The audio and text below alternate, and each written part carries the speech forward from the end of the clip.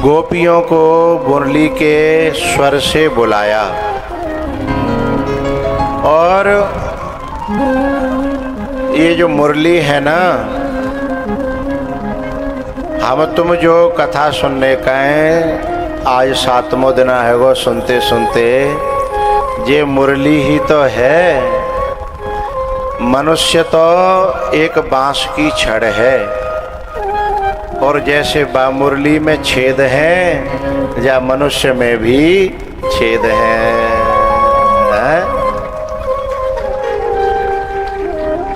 और उसमें भी प्राण भगवान फूंकते हैं और इसमें भी प्राण भगवान ही फूंकते हैं। अगर वे प्राण फूंकवा बंद कर दें तो बांस को बांस पर कुछ भी नहीं है। इससे जो आवाज निकलती है वो भगवान के फूंके हुए प्राण के कारण, भगवान जो राग इसमें से निकालते हैं, जो बात निकालते हैं, भगवान ही निकलवाते, नहीं मनुष्य के बस की बात है नहीं। और पता है ये मुरली मन को मोह लेती है, ये मुरली मन में बस जाती है।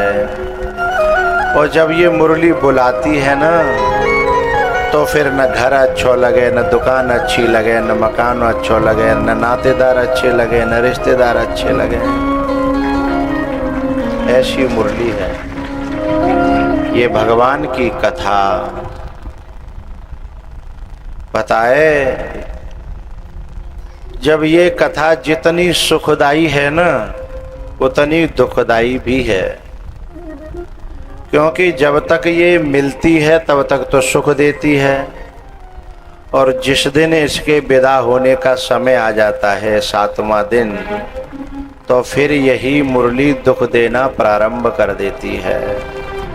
उस दिन के बाद फिर दिन कटना बड़ा मुश्किल हो जाता है, क्योंकि जिन घोंसलों में हम लोग पैदा होते हैं उन घोंसलों में तो कांव कांव के अलावा कुछ होता नहीं है।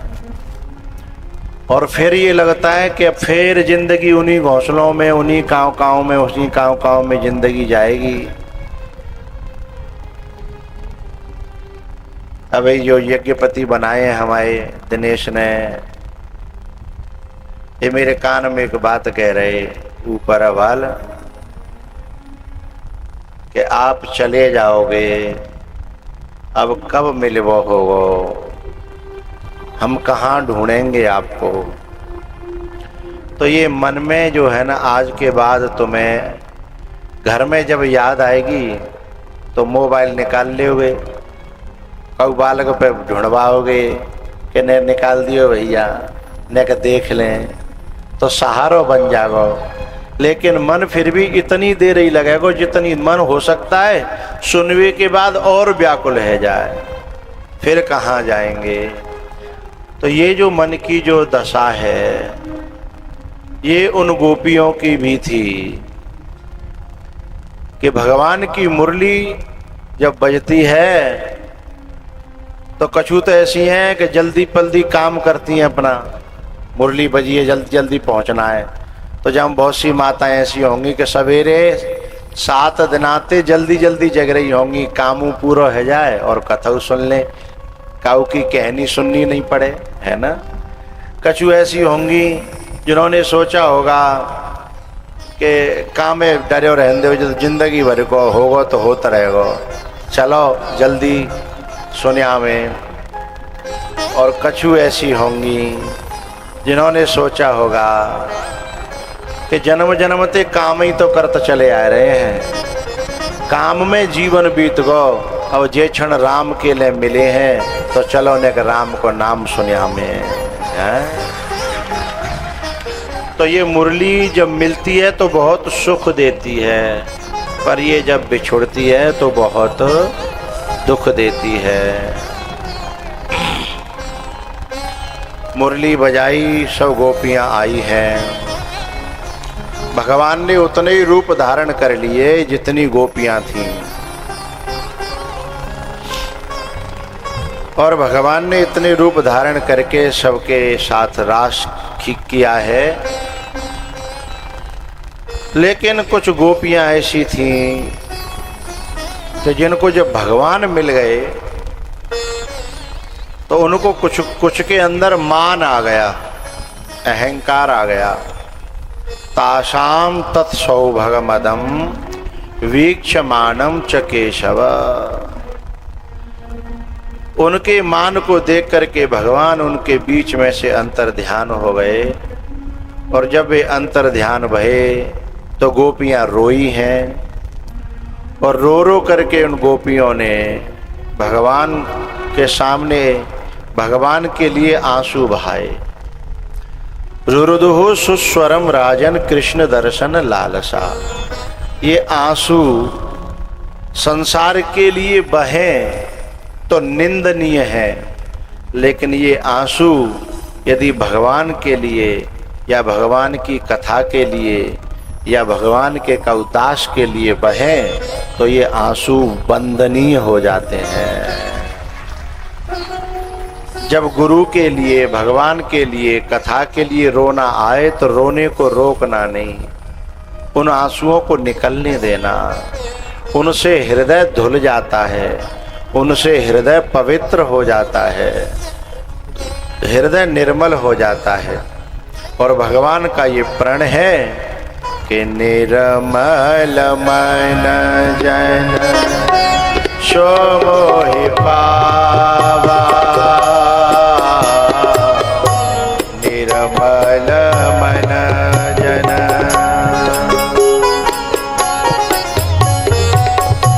सो मोहि पावा,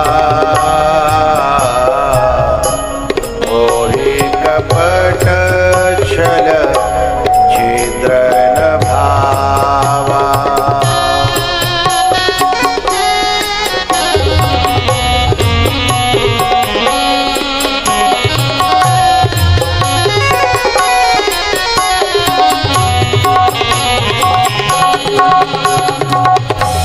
निर्मल मन जन सो मोहि पावा, मोहि कपट छल छिद्र न भावा, मोहि कपट छल छिद्र न भावा।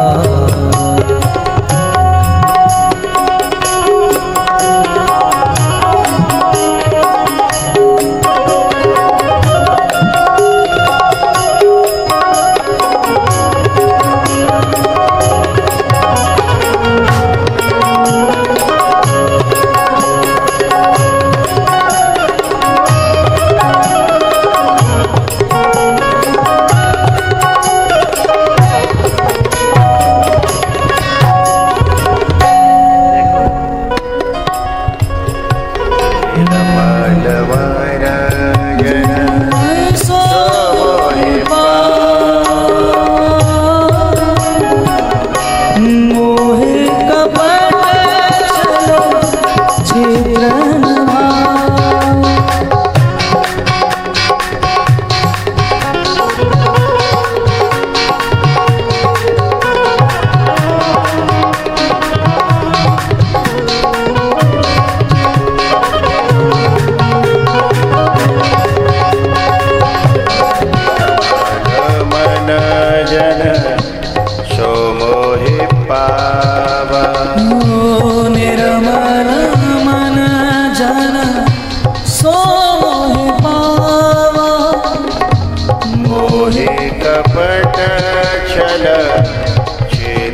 न भावा।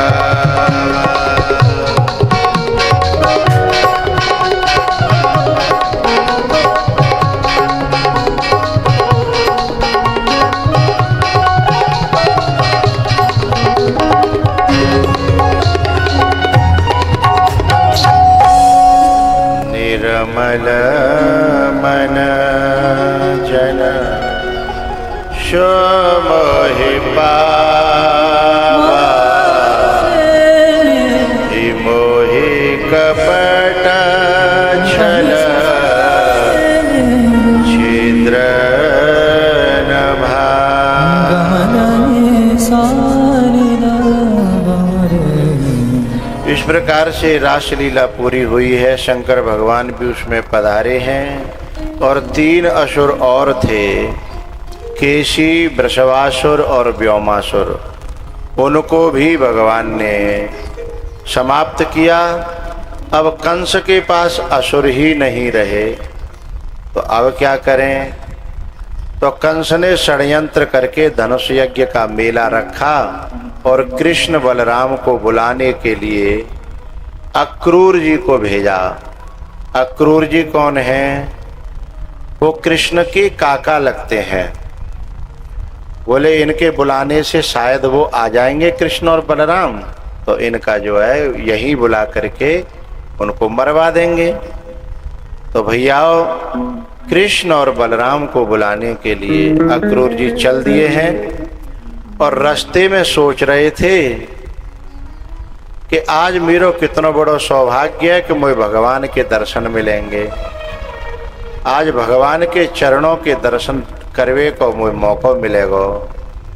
मैंने ऐसा कौन सो पुण्य कर्यो होगा, मैंने ऐसा कौन सा धर्म कर्म कर्यो है कि आज मैं इन आँखों से कि जिन चरणन के पादुकन भरत रहे मन लाय, तिन कहूँ आज बिलो कि हूँ इन नयनन अवजा,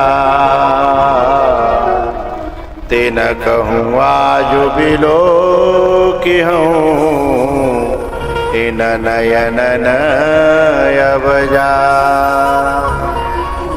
भैया, बड़ी प्यारी बात यहाँ अक्रूर जी महाराज कहते हैं कि किम मया चरितम भद्रम किम तप्तम परमम तपः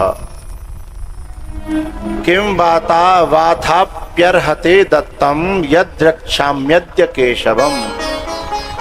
मैंने ऐसा कौन सा आचरण अच्छो करो जिंदगी में, मुझे तो याद भी नहीं है कि कौन सा आचरण अच्छो करो कि मुझे जाके कारण भगवान के दर्शन है रहे हैं। अपने जीवन में कुछ अच्छा ही दिखाई नहीं दे रही। और किम तप्तम परमम तपः, मैंने ऐसा कौन सा परम तप तप्यो होगा, ऐसा भी मुझे याद नहीं है। और यहाँ बड़ी प्यारी बात कही है, वा अथ अर्हते अपि किम दत्तम। अर्हते कहते हैं पूजनीय, आदरणीय, वंदनीय, जो अपने महापुरुष होते हैं। मैंने उन पूजनीय, आदरणीय और वंदनीय को किम दत्तम, मैंने क्या दिया होगा मुझे। मैंने तो कभी ऐसा याद नहीं है कि कभी मेरे अपने पूजनीय और अर्चनीय और वंदनीय लोगों को भी मैंने कुछ अपने हाथ से दिया हो। अर्हते अपि किम दत्तम, पूजनीय लोगों को भी मैंने कुछ दिया ही नहीं है, फिर मुझे ये सौभाग्य क्यों मिल रहा है। तब उनकी समझ में आई कि कभी कभी ठाकुर जी अपनी करुणा से भी, अपनी कृपा से भी ऐसा मौका जीव को प्रदान कर देते हैं। तो उन्होंने ये मौका अपनी करुणा से, अपनी कृपा से ही दिया है, इसमें मेरा अपना कुछ भी नहीं है। अच्छा, चले थे सुबह के और शाम हो गई, किलोमीटर केवल 10-15 ही हैं, आध घंटे का भी रास्ता नहीं है। इतनी देर कैसे है गई? बोले कभी रथ इधर चला जाता है, कभी रथ इधर चला जाता है, क्योंकि खोए हुए हैं अक्रूर जी महाराज। उन्हें याद ही नहीं है रहता है कि घोड़े पकड़ रखे हैं मैंने, हाथ ढीले पड़े और घोड़े लेके भाग गए हरियाली में, घासों में। तो ये इंद्रियों के घोड़े इस रथ को लेकर के यानी कहाँ कहाँ भागते फिरे हैं, इसलिए हम अवई तक ना पहुंच पाए भगवान के पास। जब कि जिंदगी शुरू भई थी कब की, और कहाँ आके पहुंच गए बुढ़ापे तक। शाम है आई पर अवई तक पहुंचे नहीं है। जाको मतलब ये घोड़ा हमें कहूँ ते कहूँ ले डोले हैं। देखना इंद्रियों के न घोड़े भगे, रात दिन इनमें संयम के कोड़े लगे। अपने रथ को सुपथ पर बढ़ाते चलो, कृष्ण गोविंद गोपाल गाते चलो। देखना इंद्रियों के न घोड़े भगे।